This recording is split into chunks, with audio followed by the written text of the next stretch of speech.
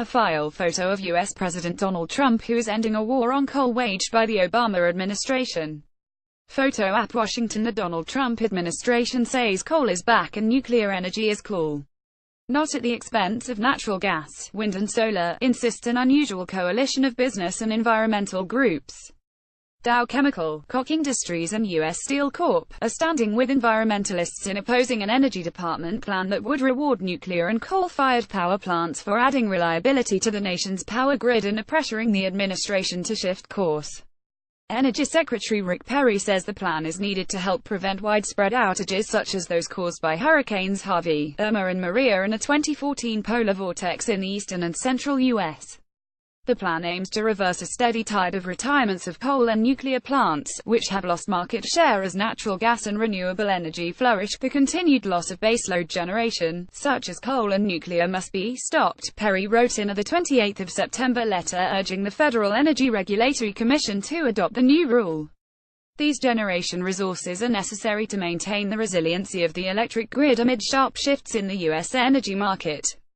Perry's plan coincides with President Donald Trump's vow to achieve U.S. energy dominance while ending what he and other Republicans call a war on coal waged by the Obama administration.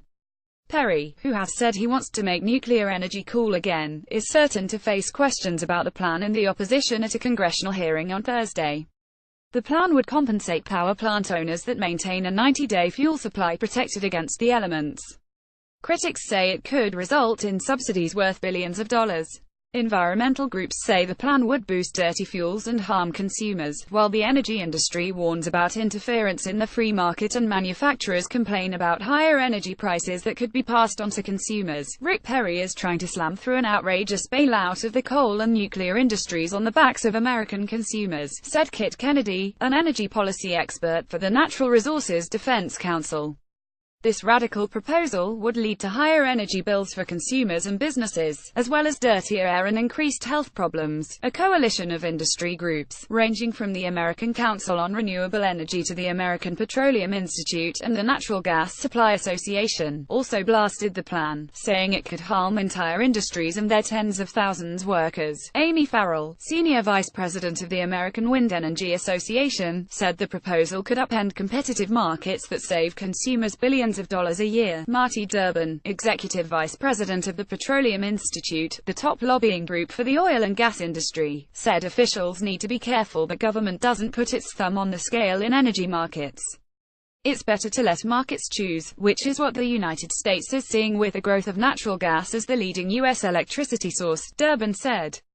The Industrial Energy Consumers of America, a trade group that represents Dow, Koch Industries and other manufacturing giants, is among those lobbying against the plan.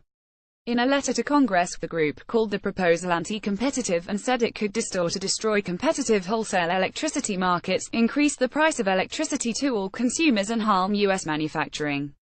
The manufacturers and other critics say there is no evidence of a threat to the grid's day-to-day reliability that would justify the emergency action Perry is seeking.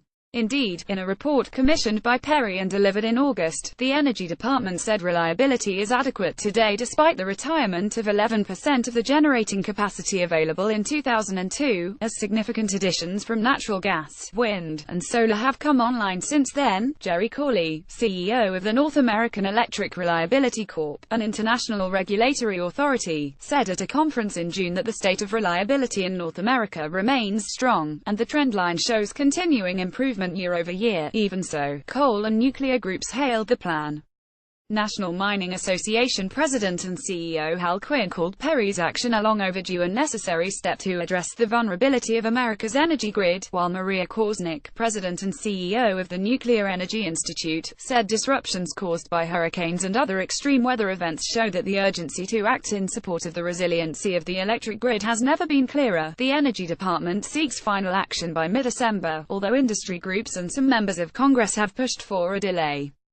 Senator Maria Cantwell, DWASH, said the Energy Commission should reject Perry's plan.